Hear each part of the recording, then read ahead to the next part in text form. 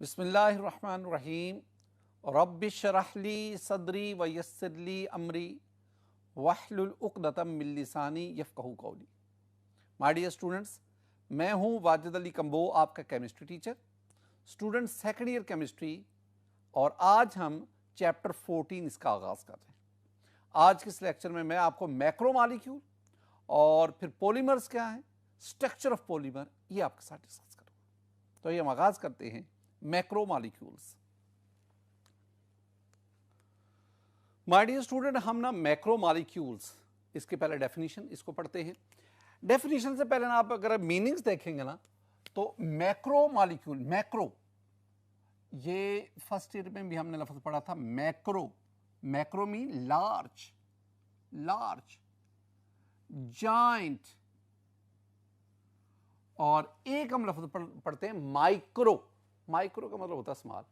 लेकिन macro molecules वो molecule जिनका साइज बड़ा है, यानी अगर आप इसके मीनिंग देखेंगे तो लार्ज, लार्ज इन साइज।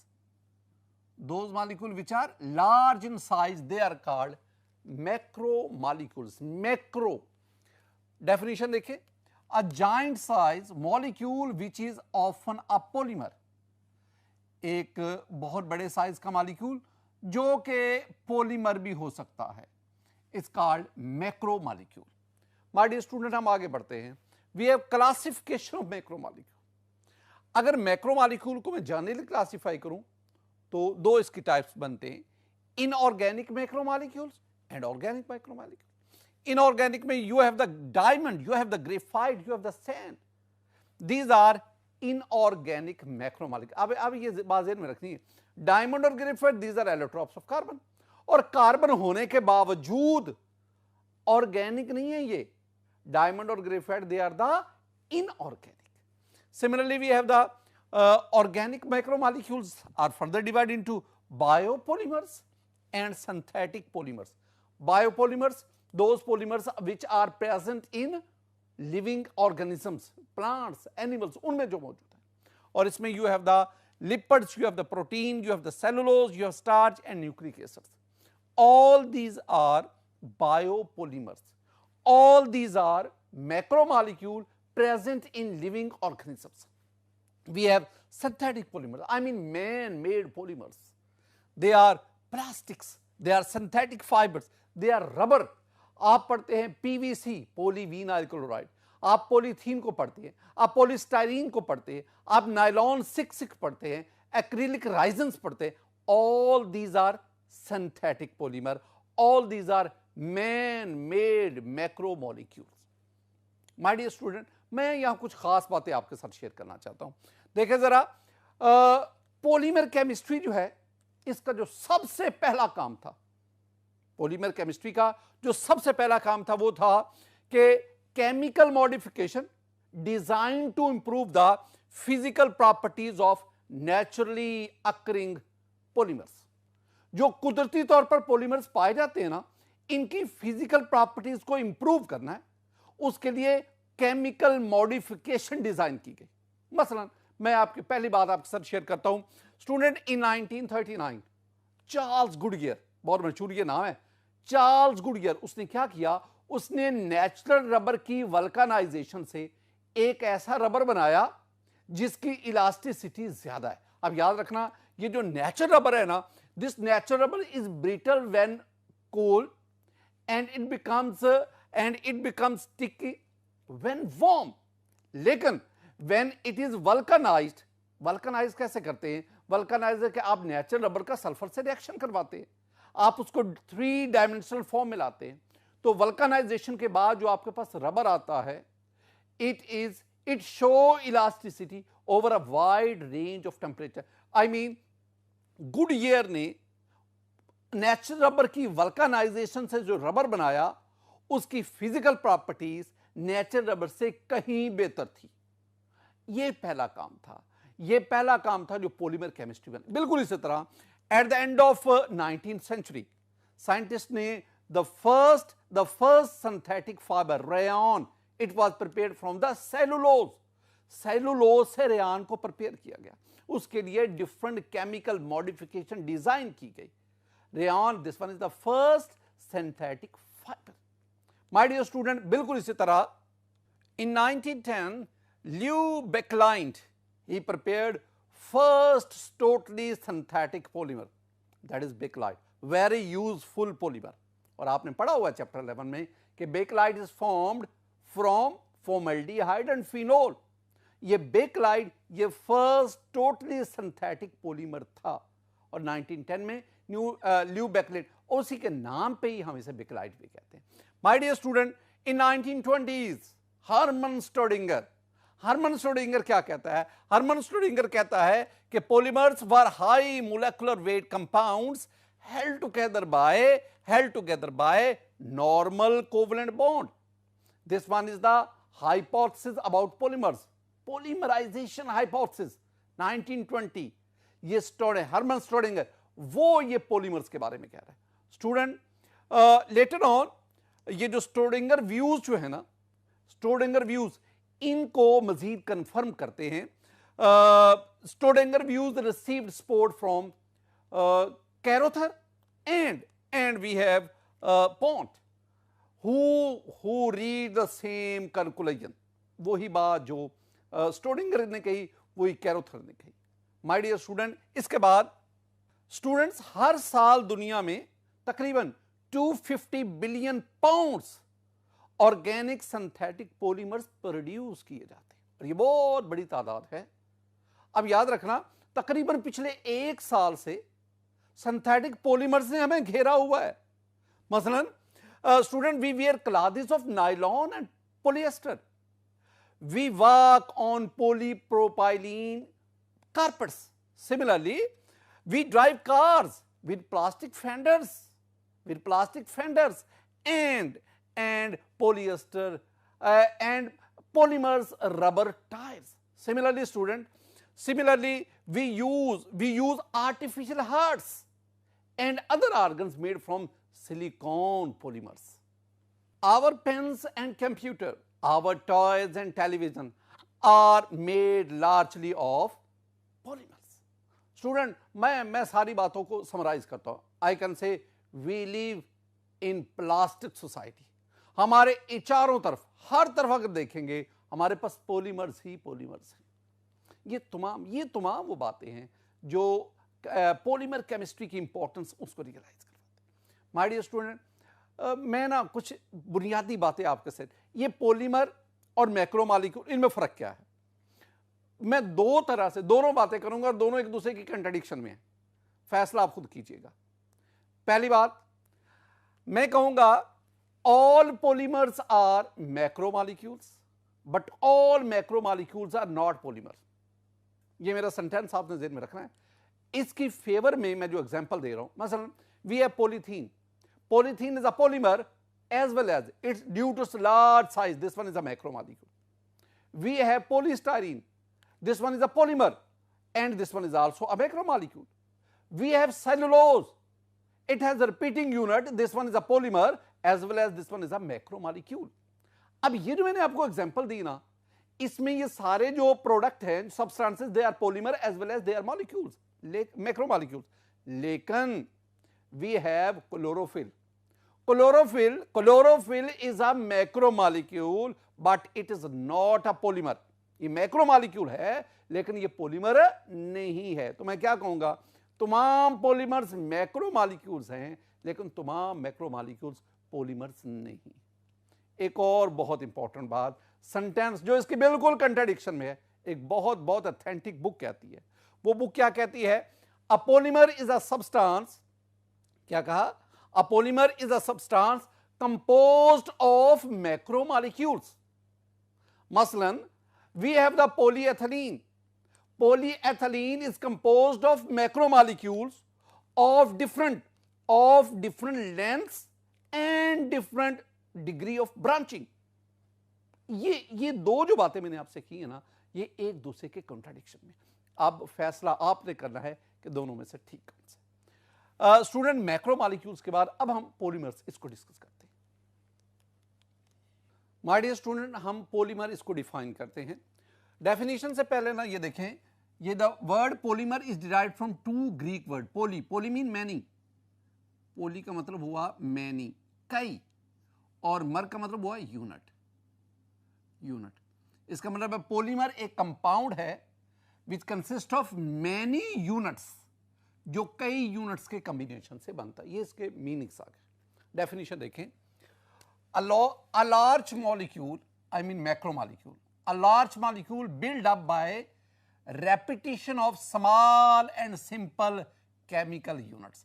एक लार्ज मॉलिक्यूल जो सिंपल और स्मॉल केमिकल यूनिट्स उसकी रेपिटेशन से बनता है, that is called a polymer. वो जो केमिकल यूनिट्स हैं हम उन्हें मोनोमर्स कहते हैं। मोनो, अब यहां भी मीनिंग्स दे इन्हें, mono, mono mean one, mono mean one, और ये मर, मर मीन यूनिट। तो monomer this one is a single unit, और पॉलीमर उनकी रेपिटेशन से बनने वाला लार्ज मॉलिक्यूल। मसलन स्टूडेंट ये मेरे पास ना, ये मेरे पास एथिलीन है, एथिलीन इज अ मोनोमर, इसकी पॉलीमराइजेशन हुई, वो प्रोसेस जिसमें हम मोनोमर्स को पॉलीमर में कन्वर्ट करते हैं, दैट प्रोसेस का पॉलीमराइजेशन। तो एथिलीन की पॉलीमराइजेशन से आपके पास ये एक लार्ज मॉलिक्यूल बना, एक पॉलीमर बना, दिस इज कॉल्ड पॉलीएथिलीन। बिल्कुल इसी तरह ये आपके पास स्टाइरीन है, स्टाइरीन। अब स्टाइरीन बहुत बड़ी तादाद में ले, स्टाइरीन इज अ मोनोमर, इसकी पॉलीमराइजेशन होगी, आपके पास एक पॉलीमर बनेगा, that is called polystyrene. Polystyrene एक बहुत इंपॉर्टेंट बात है स्टूडेंट, मेरे पास ना ये डिफरेंट पॉलीमर्स हैं। इन पॉलीमर्स में ना मैं एक लफ्ज दो, एक है मोनोमर क्या है, एक रिपीटिंग यूनिट क्या है, इन दोनों में थोड़ा सा फर्क होता है, फर्क होता है।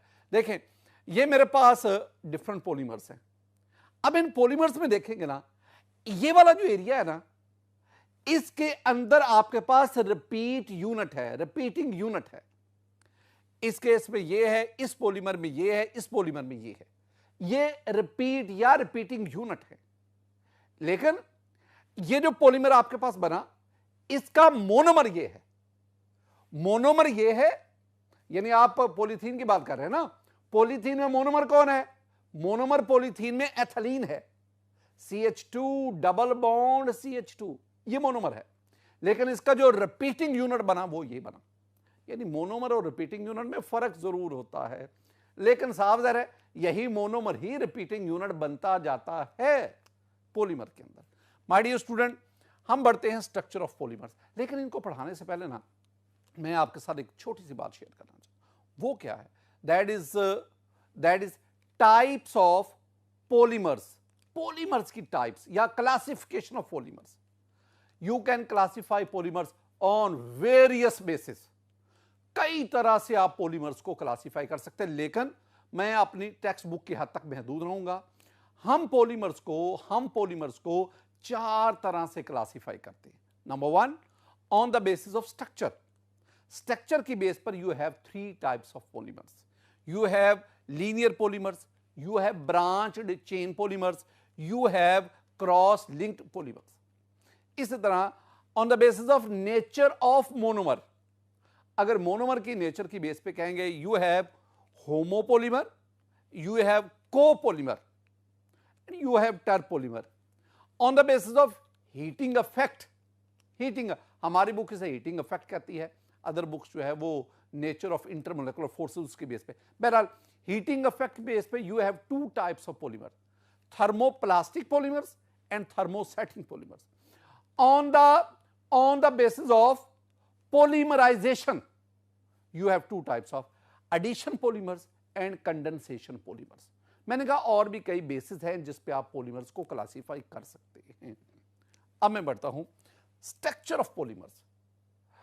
On the basis of structure polymers are of three types. Structure की बेस पे तीन किस्म के पॉलीमर्स हैं। पहले लीनियर पॉलीमर, इनको पढ़ते हैं। लीनियर पॉलीमर क्या है, लीनियर पॉलीमर में in these polymer monomer units are linked to one another to form long linear chain. इसमें क्या हुआ, मोनोमर्स आपस में लिंक होते जाते हैं, आपके पास एक लॉन्ग लीनियर चेन बनती जाती है। Such kind of polymers are called linear polymers। Student linear chains are closely packed. ये जो आपके पास लीनियर चेन्स बनी, ये क्लोजली पैक्ड होती है। ये बहुत इंपॉर्टेंट बात है। क्लोजली पैक्ड होने की वजह से इनके दरमियान जो अट्रैक्टिव फोर्सेस हैं वो स्ट्रॉन्ग होती हैं। That is why they have high densities. Close packing की वजह से, लीनियर चेन की क्लोज पैकिंग की वजह से linear polymers have high densities, high tensile strength and high melting and boiling points. My dear student, you have examples of linear polymer, polyethylene या polythene जिसे हम कहते हैं। लेकिन polythene कौन सा? High density polythene.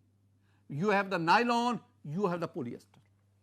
देख ले, this one is the high density polythene, this one is nylon, this one is polyesters. ये polyester आगे कई किस्म के हैं। ये जो है ना, these are linear polymers. इनका मेल्टिंग बॉइलिंग पॉइंट ज्यादा है, इनकी डेंसिटी ज्यादा है, इनकी टेंसाइल स्ट्रेंथ हाई है। दूसरी बात, आपके पास you have branched chain polymers. In branch chain polymers, monomer units are linked to form long chain. Monomer unit link हुए लॉन्ग चेन बनी with some branches of different lengths. ये देखें, ये आपके पास मोनोमर से लिंक हुए, आपके पास लॉन्ग चेन्स बनी। अब इस लॉन्ग चेन्स में there are different branches of various lengths. These are branch chain polymers. अब इसमें एक खास बात है, और वो क्या? Due to branching these polymers are not closely packed. जो लीनियर पॉलीमर थे वो क्लोजली पैक्ड थे, अब ब्रांचिंग की वजह से they are not closely packed. अगर क्लोजली पैक्ड नहीं होंगे तो फिर इनमें इंटरमोलिकुलर फोर्सेस वीक होंगी, पैकिंग लूज पैकिंग होगी, जिसकी वजह से they have low densities, low tensile strength as well as low melting and boiling point। उसके बिल्कुल उलट आ गया। इसका मतलब है ये जो क्लोज पैकिंग है ये भी फिजिकल प्रॉपर्टीज को बहुत ज्यादा अफेक्ट कर रही है। My dear student, branch chain polymers में यू हैव द पॉलीथीन। ऊपर भी पॉलीथीन था, but that is high density polythene. In this case you have low density polythene, you have the starch, you have glycogen. These are branch chain. देखें, this one is low density polymer, polythene. This one is starch, polysaccharide. Carbohydrate में हम तीन पढ़ेंगे, monosaccharide, oligosaccharide, polysaccharide. और जो polysaccharide है उसमें starch है। पॉलीसैकेराइड में you have another example, that is glycogen.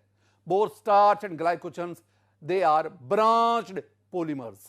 Student, you have the third one is cross-linked or interconnected polymers. Cross-linked or interconnected polymers.